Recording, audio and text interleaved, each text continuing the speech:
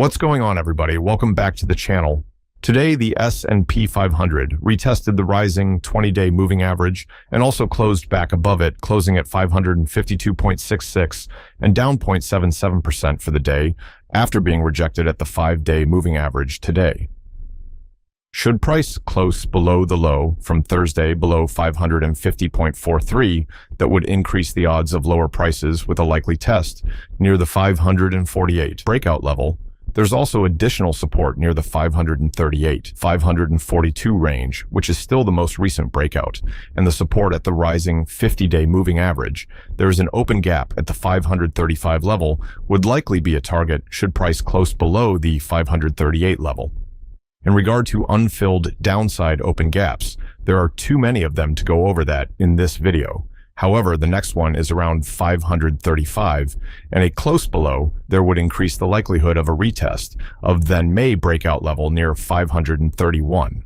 On the upside, price first needs to close back above the now declining 5-day moving average, currently at the 559.20. Once that upside resistance level gets taken out, price can then move higher, with the unfilled gap being the next target near the 563 level. Then all-time highs at 565.16. The NASDAQ 100 or triple Qs has already closed below the 5, 10, and 20 period moving averages and is only 10 points away from testing the 50-day moving average, currently at 469.27.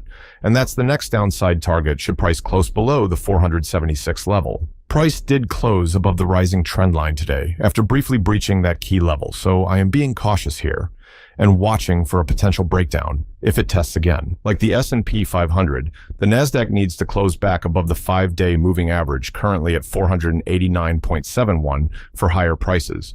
A close back above the 490 level increases the odds of a gap close near the 496 level.